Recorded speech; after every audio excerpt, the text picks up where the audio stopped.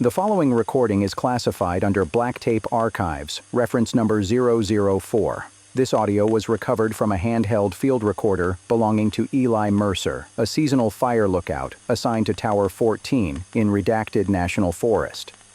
The recording was made during an overnight shift coinciding with a reported fire ban violation.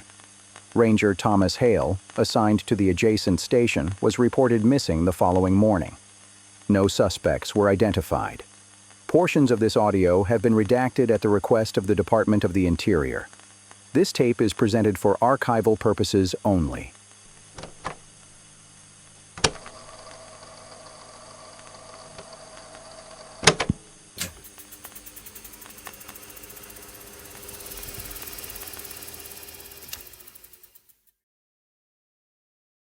I'm recording this because I don't know who else to tell anymore.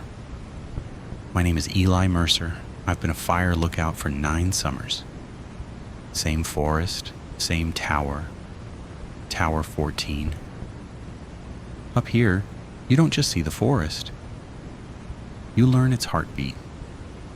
You learn the rhythm of the wind through the hemlocks, the specific pitch of a hawk's cry, and the way the mountain settles after a heavy rain. You learn what belongs and what doesn't. Tonight, something didn't belong. It was just after sundown. The sky was that bruised purple color you only see in the high ridges, the kind of light that makes shadows look deeper than they actually are. I was making a pot of coffee when I saw it. A glow, low on the southern ridge, tucked deep into a crease of the mountain we call the Devil's Pocket. It was too steady to be lightning, too big to be a hiker's lantern. It was a deep, sickly orange, pulsing like a fever. I checked the topo map on the center table. Fire ban's been in effect for 3 weeks. The ground is like tinder, one spark and this whole county goes up. No exceptions, no campfires. Even the professional crews are logged. This wasn't a campfire, this was a signal. I grabbed the handset, my palms were already sweating. Tower 14 to Ranger Station. Tom, you seeing this? Static at first. The kind of white noise that feels like it's scraping the inside of your skull. Then Tom Hale's voice came through. It was clipped. Distant. Yeah, Tom said, I've got eyes on it too. It's sitting right in the middle of a dry rot stand. That's not legal. You're closer, Eli. Go shut it down. I didn't like that. Procedure says 2 rangers for an active fire site. Always. But Tom outranked me, and the way the air was sitting, heavy and breathless, made me feel like every second I waited, the ridge was getting closer to burning. I grabbed my pack, my heavy-duty flashlight, and my sidearm. The descent started normally. The service trail is a series of tight switchbacks cut into the shale. But about 10 minutes in, things started to change. The Appalachians are old. People forget that. These mountains are worn down, ancient, and they've seen things humans haven't named yet. As I dropped elevation, the temperature didn't rise like it should have. It got colder. Bitterly cold. My breath started to plume out in front of me, thick and white in the beam of my mag light. The woods became quiet. Not just no birds, quiet. It was a vacuum, no bugs, no rustle of wind. Even the sound of my own boots hitting the dirt started to feel muffled, like I was walking on wool. I looked at the trees. The hemlocks and oaks weren't growing straight anymore. They were twisted, leaning away from the ridge where the fire was, their branches interlocking like skeletal fingers trying to block the path. I found the first marker there, a pile of stones. Perfect white river stones, which was impossible because the nearest creek was 3 miles downslope. They were stacked in a spire 4 feet high, right in the center of the trail. I kicked it over. I didn't think, I just reacted. The stones didn't roll. They just fell and stayed there, dead weight. I checked my watch. I'd been walking for 20 minutes. I should have been at the clearing. But when I looked back up, the tower wasn't where it should be. It looked miles away, a tiny needle against the stars, too far for 20 minutes of hiking. I kept going. I had to. When I finally broke into the clearing, the smell hit me first. It wasn't pine, it wasn't sap, it was metallic, like a handful of copper coins being heated on a stove. The fire was there, a stone ring built with surgical precision. Dry wood stacked in a perfect pyramid, but there were no tents, no packs, no trash. I panned my light around the perimeter. "Forest Service," I shouted. My voice didn't echo, it just dropped into the dark. "Fire ban's in effect. If you're here, step out now." Nothing. The fire popped. A sharp, loud crack, and one of the logs shifted. It didn't roll down. It slid toward me as if it were being pushed from the center. That's when I lowered my light to the dirt. The footprints were everywhere. But they weren't walking around the fire. They were all standing in a circle 5 feet back from the flames. And every single pair of prints was facing away from the fire. They were all facing toward my tower. My heart was a hammer in my chest. I grabbed the radio. "Tom, site's empty. Fire's still active. Something's wrong. Tom, do you copy?" The static changed. It began to pulse. Hiss, hiss, hiss. Then a sound came through the speaker. It wasn't a voice. It was the sound of someone breathing through a thick, wet cloth. Slow, deliberate. "Tom," I whispered. The breathing stopped.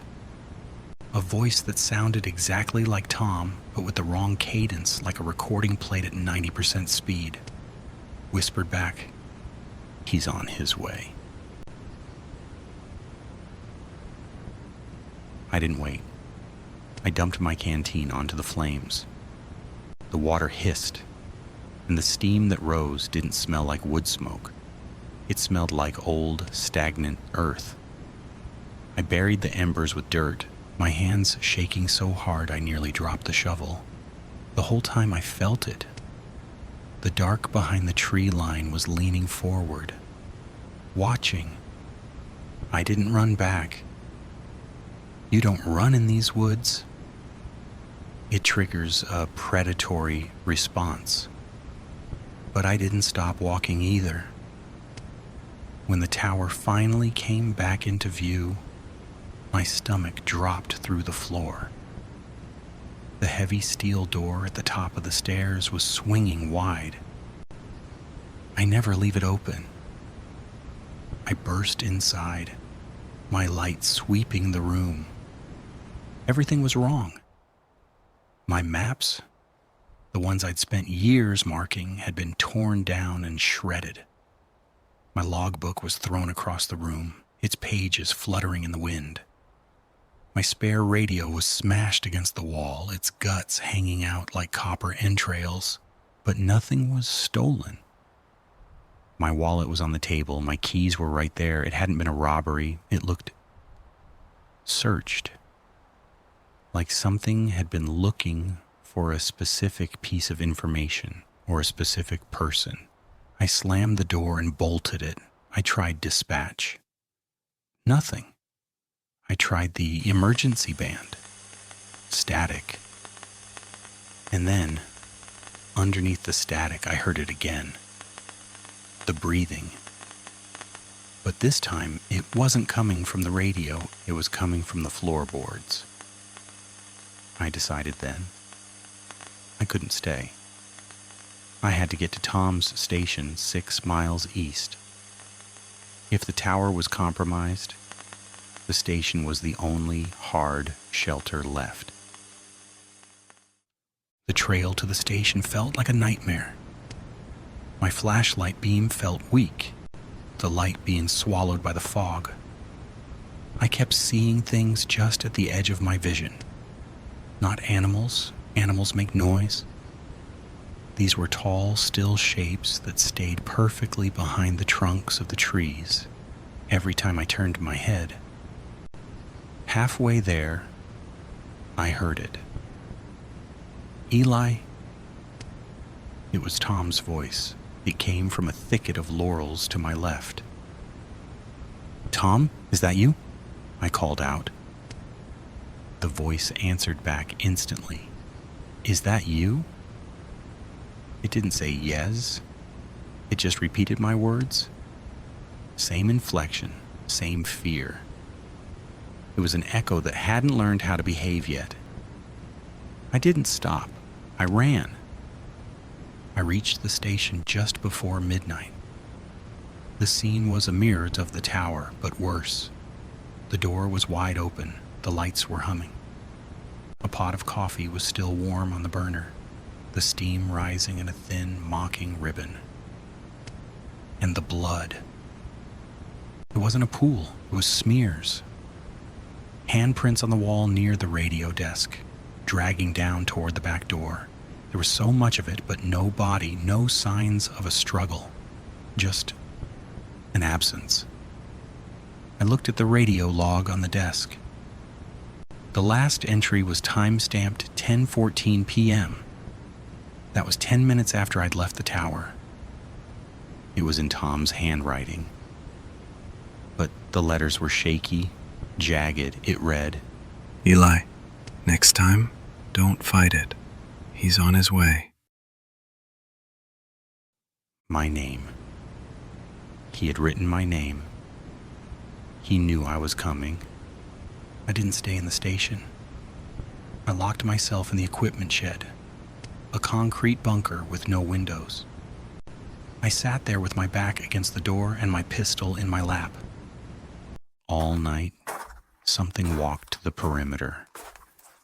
Slow, heavy footsteps that crunched on the gravel. It never tried the handle. It just circled. Sometimes it would stop right outside the door. I could hear its skin rubbing against the metal siding. It sounded like dry parchment. And then the whispering started. It wasn't a voice like you or I have. No lungs, no vocal cords. It sounded like the friction of dry leaves skittering over a gravestone. It didn't come from a mouth. It came from the air itself, pressing against the thin metal of the shed. The instructions weren't meant for me. They were a broadcast. Frequency 448.2. It hissed. Align the marrow, open the hollow. The grade is steep, don't fight the gear. It started reciting names, dozens of them. I recognized some from old missing persons posters I'd seen in town. Hunters who never came home. Hikers who vanished in the 70s. But then it started naming people I knew were still alive. People in town. It gave their addresses. It gave their heart rates. It gave the exact second they would finally be alone. Emily Carter. The whisper scraped against the door. Mile marker 42. Next time, don't fight it. Yield to the weight. The mountain is hungry, and the hunger is a circle. I pressed my hands over my ears until my knuckles bled, but the voice wasn't in the room. It was in my head. It started describing the presence without naming it. It told me how it lived in the gaps between the trees, how it was made of the same shadows that hide the Appalachian floor. It told me that Tom hadn't been killed. He had been unfolded.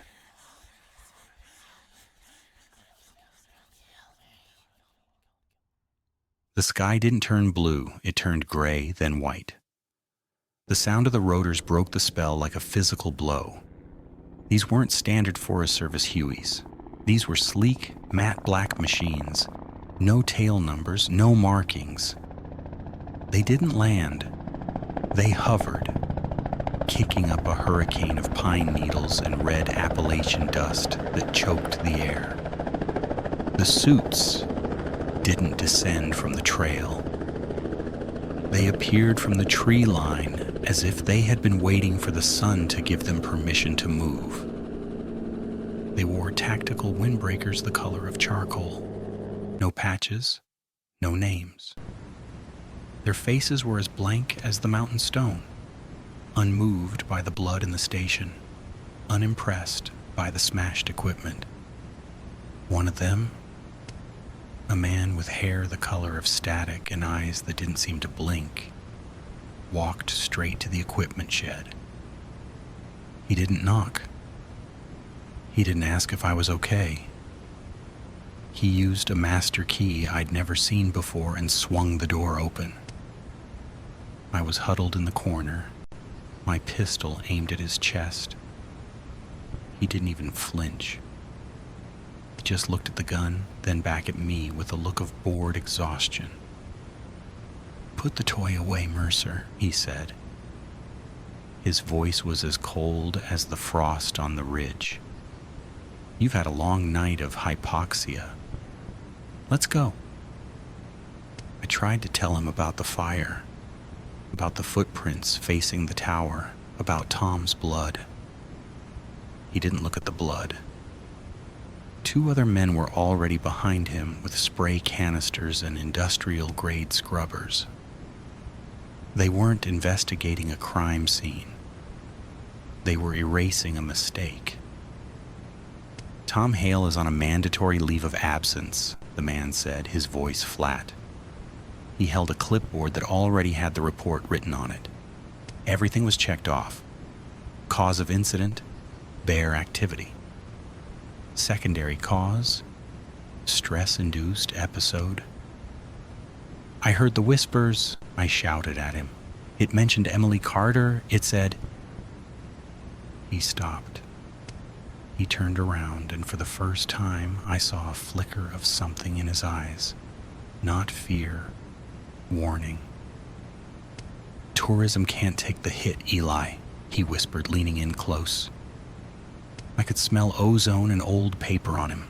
The Appalachians are the oldest mountains in the world. They have secrets that the government pays very well to keep quiet.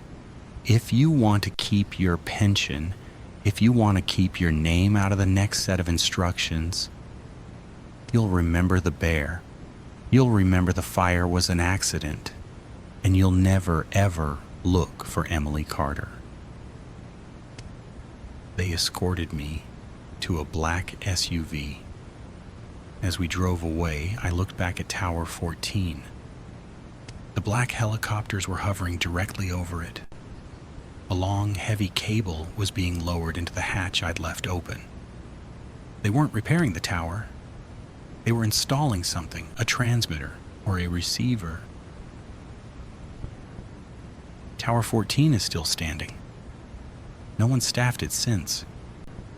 They say it's under maintenance, but I know better. They aren't watching for fires anymore. They're listening for the mountain to speak again. I move to the city. I stay away from the trees now. But sometimes when the wind is right and the room is quiet, I hear it.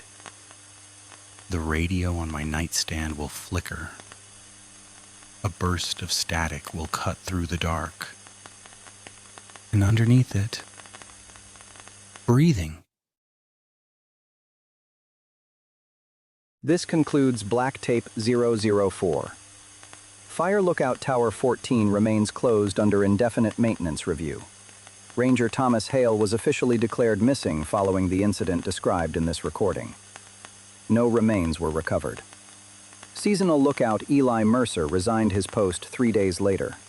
Further investigation into this matter was suspended at the request of federal authorities. No additional comment will be provided.